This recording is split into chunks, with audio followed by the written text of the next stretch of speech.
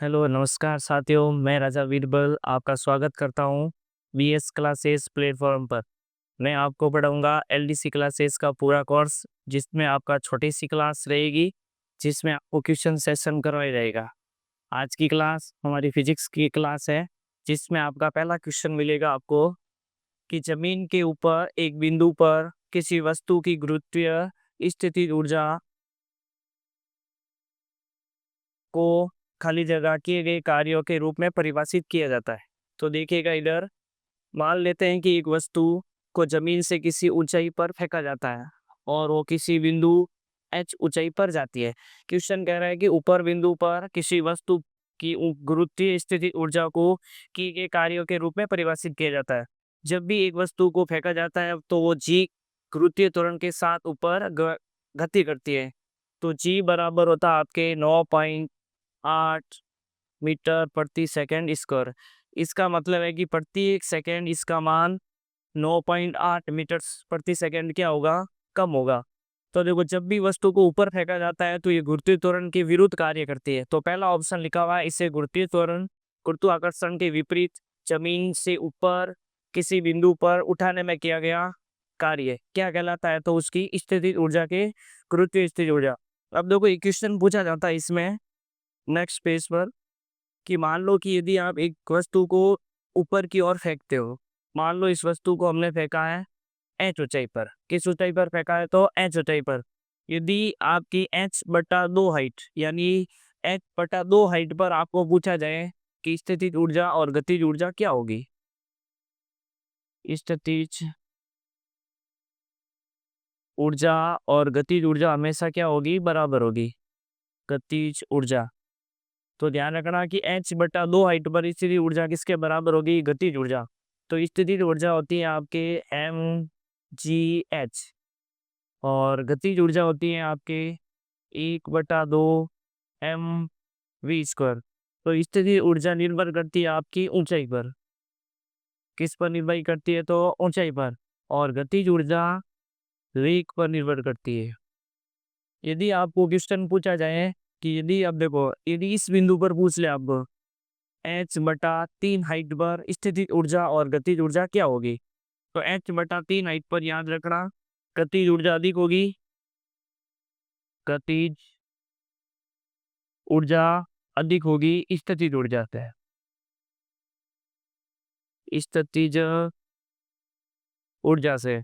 और यदि आपको पूछ ले एच बटा दो हाइट पर यानी इसी बिंदु पर, यानी इस बिंदु पर आपसे पूछा जाए कि स्थितिज ऊर्जा और गतिज ऊर्जा क्या होगी, तो याद रखना कि इस एच बटा दो से ऊपर स्थितिज ऊर्जा अधिक होगी किससे, गतिज ऊर्जा से। तो ये तीनों क्वेश्चन बनते हैं, याद रखना। नेक्स्ट क्वेश्चन पर चलते हैं हम। नेक्स्ट क्वेश्चन है आपका, देखिएगा, यदि किसी वस्तु द्वारा तय की गई दूरी शून्य हो। क्या शून्य हो, दूरी, तो विस्थापन क्या होगा। दूरी तब विस्तार दूरी हो सकती है, मान लो कि एक बिंदु यहाँ पर है, ये बिंदु ए है और 2 घंटे बाद भी ये बिंदु यहीं पर है। 2 घंटे बाद भी ये बिंदु क्या रहे, यहीं पर है, यानी इसके बिंदु में समय के साथ कोई परिवर्तन नहीं हो रहा है। समय के साथ कोई परिवर्तन नहीं हो रहा है। परिवर्तन नहीं हो रहा है तो इसकी दूरी क्या हो जाएगी, जीरो। जब दूरी शून्य हो, दूरी क्या हो, शून्य हो, तो विस्थापन भी क्या होगा, शून्य होगा।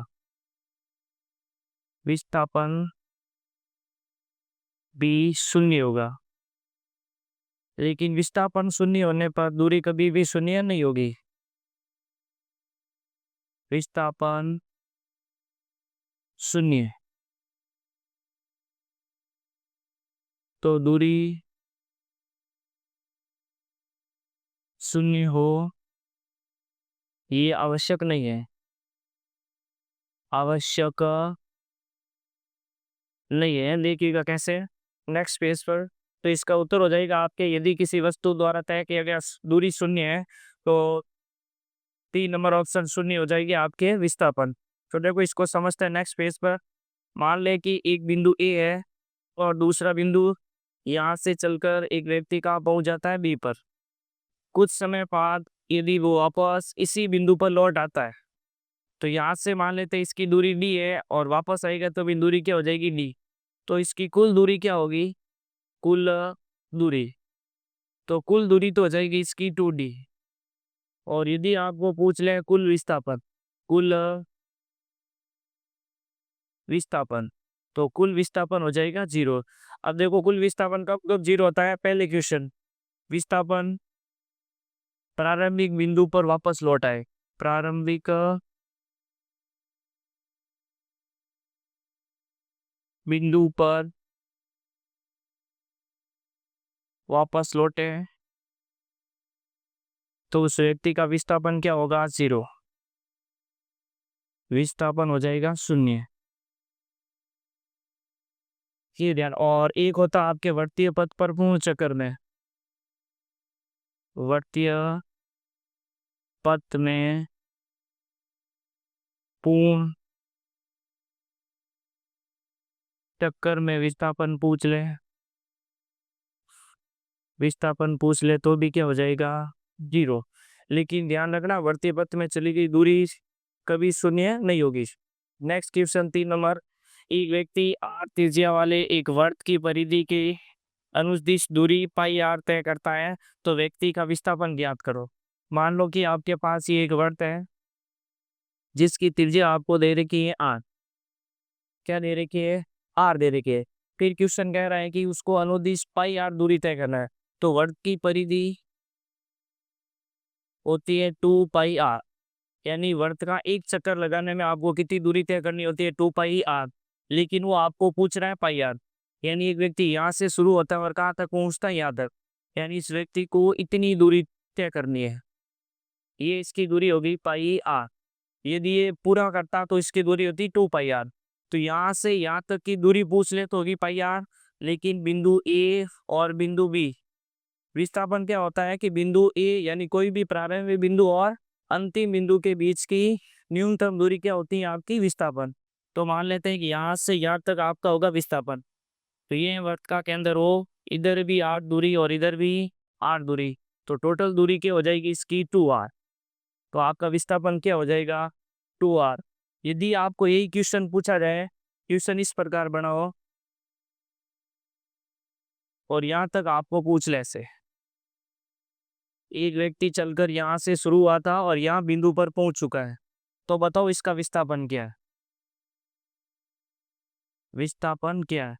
यदि क्वेश्चन ऐसा पूछा जाता आपको, जैसे यह दे रखा है कि बिंदु ए से शुरू हो रहा है और ये पाई आर जाना है, फिर इधर जाके वापस केंद्र बिंदु ओ पर आना है, तो अब आपको पूछ ले कि इसका बताओ विस्थापन क्या है, तो इसका विस्थापन हो जाएगा यहाँ से यहाँ तक, क्योंकि यहाँ से यहाँ तक की दूरी है आर और यहाँ से यहाँ तक की दूरी भी क्या है, आर।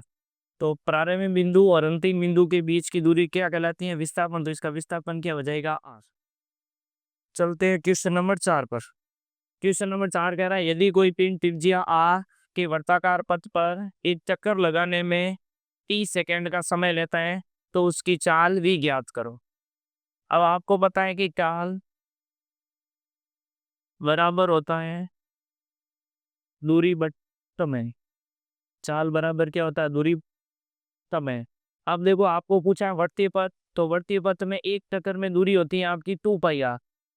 जो दूरी होती है वो क्या होती है, परिधि के बराबर। किसके बराबर होती है, तो परिधि के बराबर, और परिधि होती है 2 पाई आर। तो टोटल दूरी हो जाएगी 2 पाई आर बटा समय कितना दे रखा आपको, 30 सेकेंड। तो आपका उत्तर क्या हो जाएगा, 2 पाई आर अपॉन टी। तो v बराबर 2 pi R upon T, 3 number option. यदि आपको पूछ ले n वर्ताकार, वर्ताकार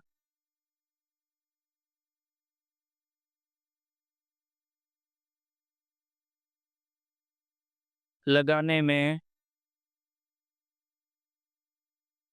कुल दूरी, n वर्ताकार चक्कर लगाना है, उस कुल दूरी पूछे आपको, तो होती है आपके चाल पूछ ले, कुल दूरी तो आपको पता ही है 2 पाई आर एन होती है, लगाने में चाल बताओ। तो देखो चाल होती है v बराबर 2 pi are N upon T. वैसे एक ही चक्कर लगाना है तो एक n का मान 1 लेना है। अब देखो इसमें क्वेश्चन कैसा बनेगा आपके, यदि n चक्कर लगाने में आपको पूछ ले कुल दूरी, क्या पूछ ले? कुल दूरी पूछ ले आपको, तो आपको पता होना चाहिए कि दूरी बराबर क्या होता है भाई?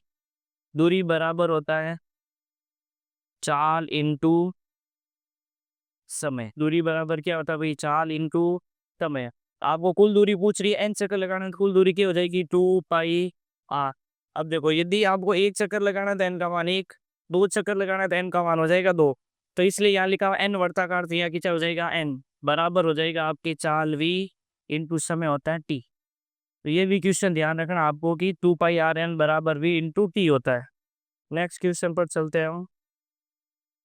फिर देखो, किसी लटके हुए कालीन को जब छड़ी से पीटा जाता है तो धूल के कण बाहर निकल जाते हैं। तो ये गति का कौन सा नियम क्वेश्चन पूछा जाता है? आपके गति का पहला नियम पढ़ा होगा, तो ये है आपका जड़त्व के कारण। किसके कारण? तो जड़त्व के कारण। तो गति के पहले नियम को कौन सा नियम कहते हैं?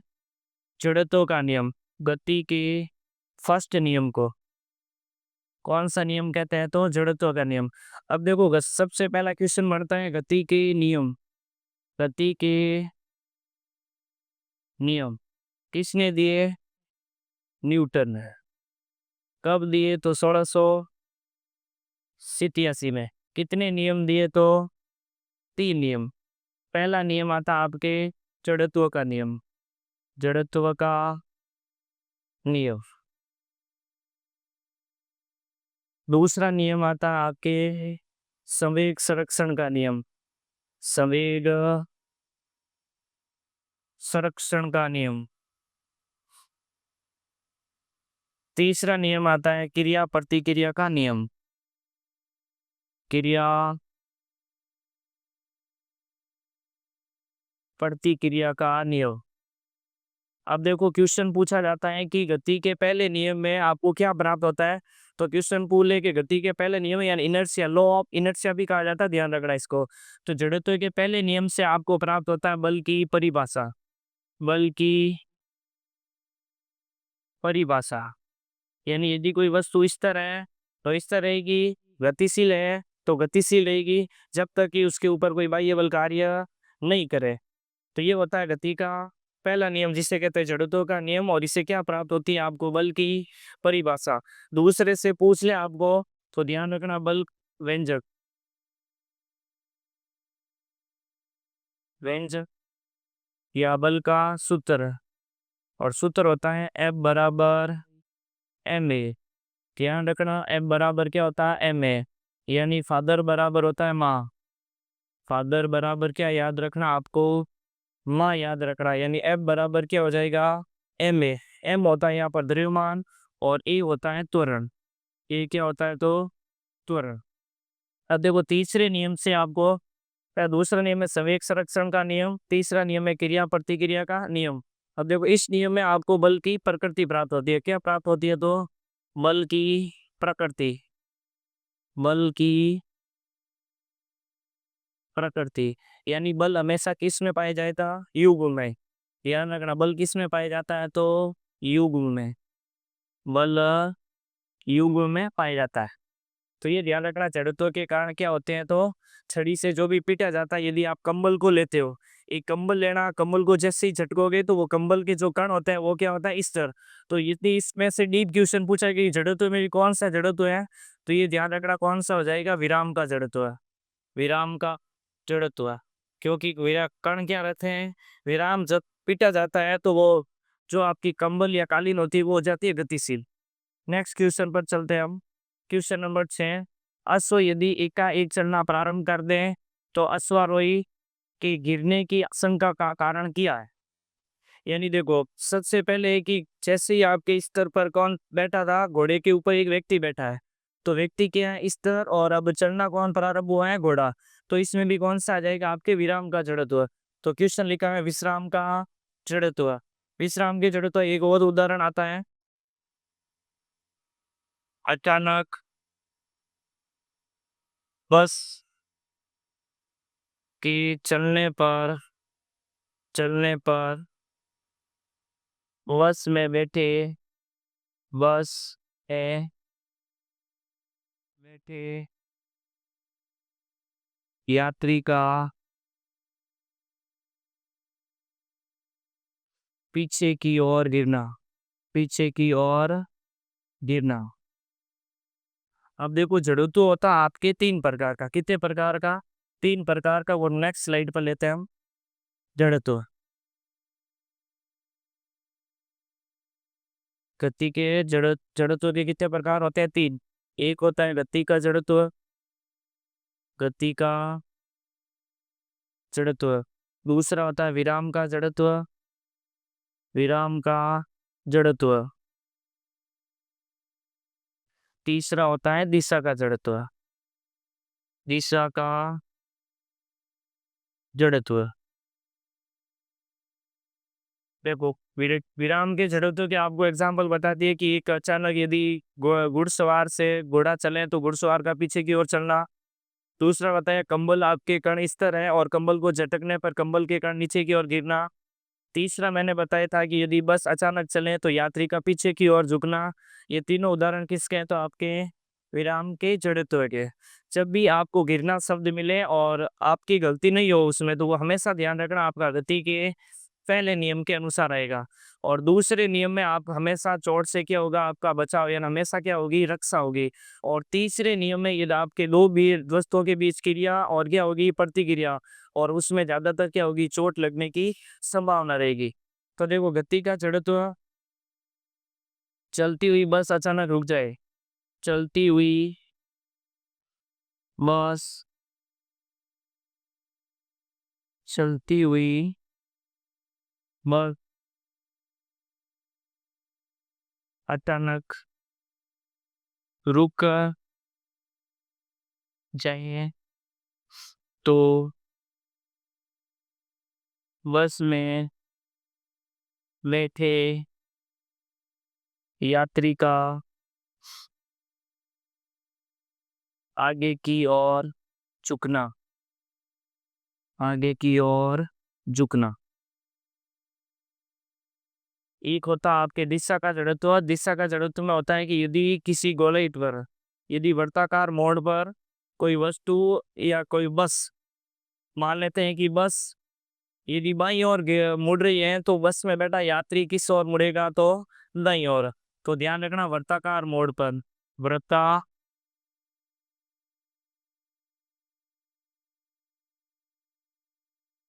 वृत्ताकार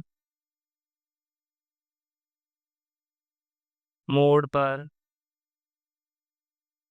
यदि बस और यात्री, यदि बस बाईं ओर मुड़ रही है तो यात्री दाईं ओर मुड़ेगा। और यदि बस दाईं ओर मुड़ रही है तो बस में बैठा यात्री किस ओर मुड़ेगा? तो बाईं ओर। तो जब भी आपको क्वेश्चन में वर्ताकार बस का पूछ ले कि वर्ताकार बस में एक मोड़ पर कोई बस गिर रही है, तो बस यदि बाईं ओर हो तो व्यक्ति हो जाएगा दाईं ओर, और यदि बस दाईं ओर हो तो व्यक्ति क्या हो जाएगा? बाईं ओर हो जाएगा। ये याद रखना। तो गति के जड़त्व के नियम कितने हैं? तो गति के तीन जड़त्व दे रखे हैं आपको। जड़त्व के तीन प्रकार के, पहला हो जाएगा गति का जड़त्व, दूसरा हो जाएगा विराम का जड़त्व, और तीसरा हो जाएगा आपके दिशा का जड़त्व। इन तीनों के उदाहरण आपके सामने। नेक्स्ट क्वेश्चन पर चलते हैं हम। नेक्स्ट क्वेश्चन दे रखा है श्रोता किस प्रकार के उत्तोलक का उदाहरण है? अब देखो उत्तोलक आग एक सरल मशीन है, सब दे रखा है उत्तोलक। उत्तोलक क्या है? एक सरल मशीन है जो कार्य को क्या करती है? आसान करती है। अब देखो उत्तोलक भी तीन प्रकार के होते हैं। उत्तोलक कितने प्रकार के होते हैं? तो तीन प्रकार के उत्तोलक।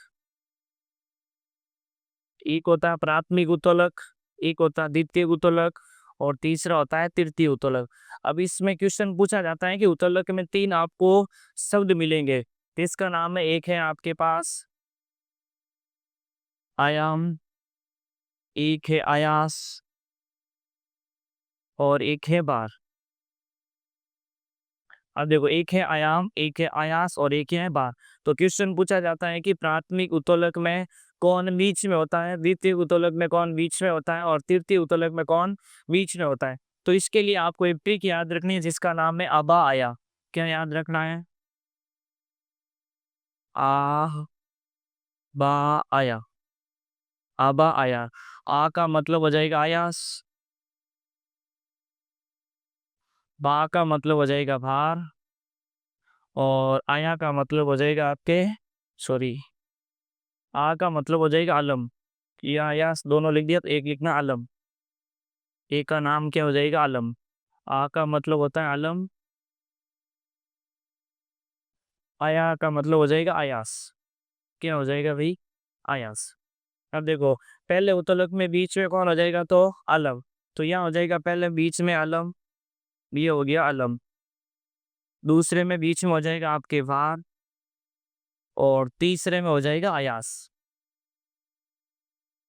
अब देखो, आलम का मतलब होता है कि जिस, जो भी उपकरण है जिस बिंदु के सापेक्ष कोई घूम रहा है तो वो हो जाएगा आलम। जहां से आपको आउटपुट मिलता है वो हो जाएगा आपका भार, और जहां आप क्या कर रहे हो, बल लगा रहे हो या क्या कर रहे हो, प्रयास कर रहे हो, वो हो जाएगा आपका अयास। जैसे मान लो एक कैंची होती है, ये इस प्रकार, कैंची के बीच में होता है एक सेंटर पॉइंट, वो होता है आपका आलम। क्या होता है आलम। आप पीछे से पकड़ के उसको प्रयास करते हो तो वो हो जाएगा आपका अयास। और जहां से आपको कोई कट हो रही है वस्तु, वो हो जाएगी आपकी भार, यानी जहां से आपको क्या मिले, आउटपुट। अब देखो, क्वेश्चन दे रखा है सरोता, और सरोता में आउटपुट मिलता है बीच में से, तो बीच में से आउटपुट मिलता है तो बीच में कौन है, भार। और भार किस में होता है, बीच में, तो दूसरे में। तो द्वितीय उत्तोलक उदाहरण हो जाएगा आपके सरोता का। नेक्स्ट क्वेश्चन पर चलते हैं हम। क्वेश्चन कह रहा है तृतीय श्रेणी के उत्तोलक का सर्वोत्तम उदाहरण कौन सा है। अब देखो, तृतीय उत्तोलक में आपके बीच में क्या था भाई, आयास था। क्या था, आयास, यानी बीच में आपके क्या लगना चाहिए, आयास लगना चाहिए। देखो, कैंची है, प्लास है, ये कैंची किसका है तो प्राथमिक उत्तोलक का, प्लास भी किसका है, प्राथमिक उत्तोलक का। नींबू उच्चारण की मशीन वो है आपके, जो बीच में से आउटपुट मिलता है तो द्वितीय उत्तोलक का। तो मनुष्य का हाथ, हल, ये सारे किसके हो जाएंगे, तृतीय श्रेणी के उत्तोलक। तो उत्तोलक के बारे में ये ध्यान रखना आपको। नेक्स्ट क्वेश्चन पर चलते हैं। किसी निर्दिष्ट दिशा में वस्तु की गति। अब देखो, दिशा भी है आपके पास। क्वेश्चन कह रहा है कि दिशा होनी चाहिए और उसके साथ क्या होनी चाहिए, गति। सिर्फ गति देता और दिशा नहीं देता तो वो होती चाल। क्या होती, चाल। क्योंकि चाल एक ऐसी राशि है, अदिश राशि है, और अदिश राशि उसे कहते हैं जिसके पास परिमाण हो लेकिन क्या नहीं होती है, दिशा नहीं होती है।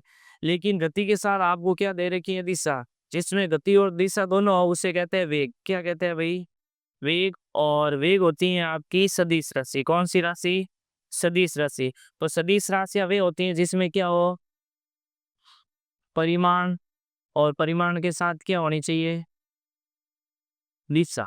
तो ये होता है आपके सदिश राशि।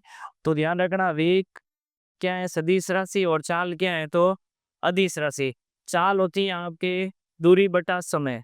चाल क्या होती है, दूरी बटा समय, यानी दूरी में परिवर्तन की दर। पहली परिभाषा, चाल होती है दूरी में परिवर्तन की दर। दूसरी सवाल पूछ सकता है आपको कि चाल की परिभाषा, इकाई सेकंड में तय की गई दूरी क्या कहलाती है, चाल। फिर आपको पूछ ले वेग, तो वेग होता है विस्थापन बटा समय। विस्थापन, समय, विस्थापन बटा समय। तो इसी की परिभाषा ऐसे ही बनेगी, क्योंकि देखो विस्थापन कैसी राशि है, सदिश राशि। तो वापस भी कैसी प्राप्त हुई, सदिश राशि। दूरी कैसी राशि है, अदिश राशि। तो वापस आपको क्या प्राप्त हुई है, तो अदिश राशि। तो देखो, नीचे तो सेम समय इधर भी है और समय इधर भी है।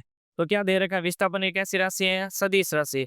तो परिभाषा कैसी बनेगी आपको, विस्थापन में परिवर्तन की दर। जब भी नीचे समय लिखा हुआ हो तो हमेशा समझना कि परिवर्तन की दर होती है, उत्तर में आएगा आपके। तो विस्थापन में परिवर्तन की दर क्या कहलाती है, चार, वेग आपका।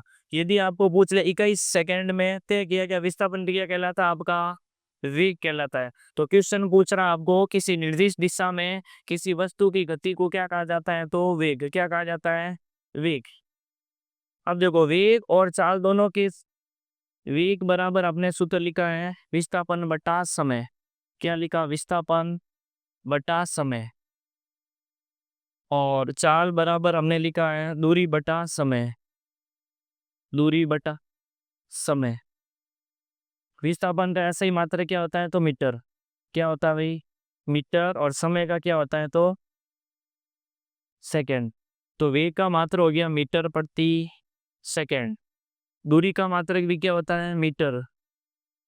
और समय का मात्रक क्या होता है, तो सेकंड। समय का मात्रक क्या होता है, सेकंड। तो चाल का भी मात्रक हो जाएगा मीटर प्रति सेकंड। अब यदि आपको पूछ लें कि वेग और समय, वेग और समय दोनों के मात्रक क्या है, वही बराबर है। दोनों की मात्रक बराबर, मात्रक बराबर है तो विमा भी क्या आएगी, बराबर आएगी। तो याद रखना दिशा के साथ यदि आपको चाल भी दे रखी है तो वो क्या होता है, वेग। नेक्स्ट क्वेश्चन पर चलते हैं हम।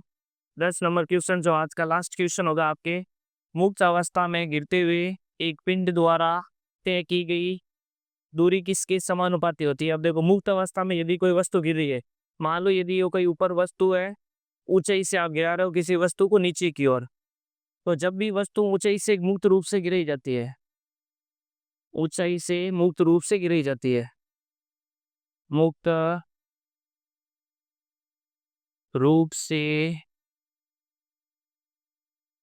गिराई जाती है, तो हमेशा ध्यान रखना कि जब भी ऊपर से कोई वस्तु गिराई जाए तो u बराबर क्या हो जाएगा आपका 0। u का मतलब होता है प्रारंभिक वेग। क्या होता है, प्रारंभिक वेग। तो हमेशा ध्यान रखना जब ऊपर से किसी वस्तु को मुक्त रूप से गिराया जाता है तो प्रारंभिक वेग क्या होता है, 0। लेकिन यदि आप वस्तु को नीचे से ऊपर की ओर फेंक रहे हो, कहाँ फेंक रहे हो, नीचे से ऊपर की ओर, तो यहाँ हमेशा ध्यान रखना अंतिम वेग यानी v बराबर क्या होता है, 0। अंतिम वेग क्या हो जाएगा, 0।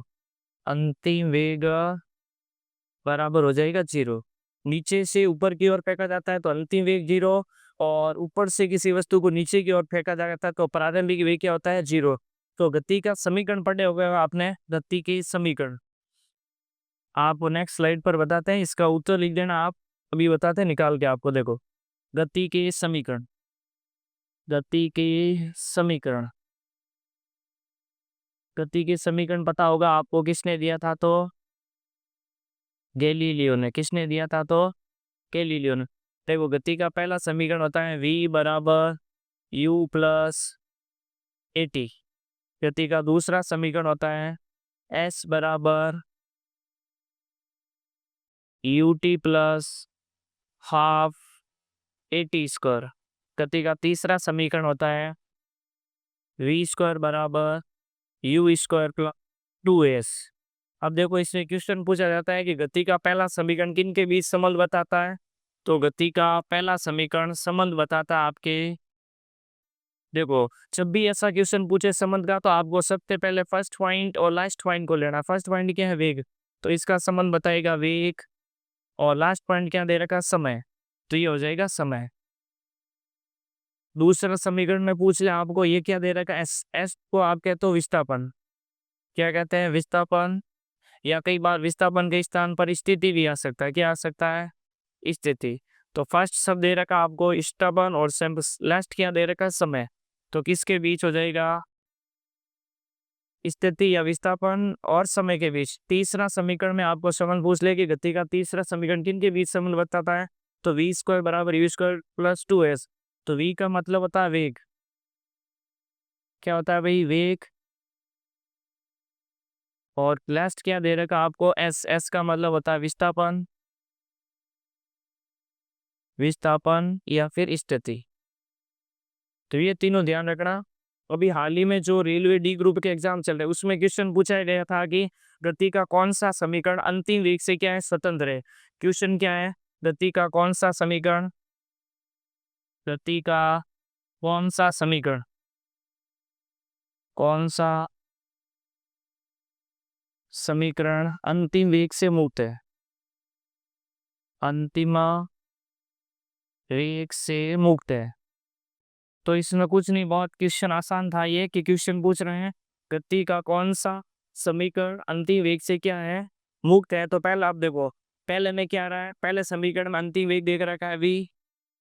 देखो तीसरे में भी अंतिम वेग क्या दे रखा है, v।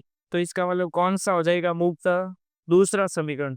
दूसरा समीकरण में देखो आपको क्या दे रखा है, u दे रखा है, a दे रखा है, लेकिन v कहीं नहीं दे रखा है। तो इसका उत्तर क्या हो जाएगा आपके, दूसरा। कौन सा समीकरण हो जाएगा, दूसरा समीकरण। कि क्वेश्चन पूछ रहा था कि गति का कौन सा समीकरण अंतिम वेग से मुक्त होता है, तो आपका कौन सा हो जाएगा, 2 नंबर समीकरण। क्योंकि देखो गति के दूसरे समीकरण में ना तो आपको सिर्फ दिख रहा है u, अंतिम वेग आपको पूरे समीकरण में नहीं दिख रहा है, तो क्वेश्चन उत्तर हो जाएगा आपका मुक्त रूप से गिरती हुई। अब देखो जो क्वेश्चन हमने बताया था कि s बराबर U T plus half A T square, ये होता है गति का दूसरा समीकरण। हमें क्वेश्चन पूछा गया था यदि मुक्त रूप से कोई वस्तु गिर रही है, मुक्त रूप से कोई वस्तु क्या कर रही है, गिर रही है, तो आपको किसके समानुपाती होगी। तो मैंने अभी आपको बताया था कि मुक्त रूप से यदि कोई वस्तु गिरे तो उसका प्रारंभिक वेग यानी u बराबर क्या होता है, 0। यदि u बराबर 0 इसका मतलब ये पूरे क्या हो जाएगी आपकी 0। तो s बराबर क्या बचेगा, ये तो पूरा 0 हो चुका है, तो 1/2 ए टी स्क्वायर। अब देखो या तो ये किसके समानुपाती होगी, त्वरण के, या इस किसके समानुपाती होगी, तो टी स्क्वायर के। जब भी बराबर में कोई संख्या दिखे तो हमेशा क्या होती है, समानुपाती। तो एस समानुपाती क्या हो जाएगी, टी स्क्वायर। तो कौन सा ऑप्शन में आपको दे रखा है कि समय के वर्ग के समानुपाती है, तो आपको क्वेश्चन में दे रखा है मुक्त रूप से गिरते हुए एक पिंड द्वारा तय की गई दूरी, तो किसके हो जाएगी, आपके गिरने के समय के वर्ग के समानुपाती। तो आज की क्लास यही तक। जय हिंद साथियों, नेक्स्ट क्लास में मिलते हैं वापस।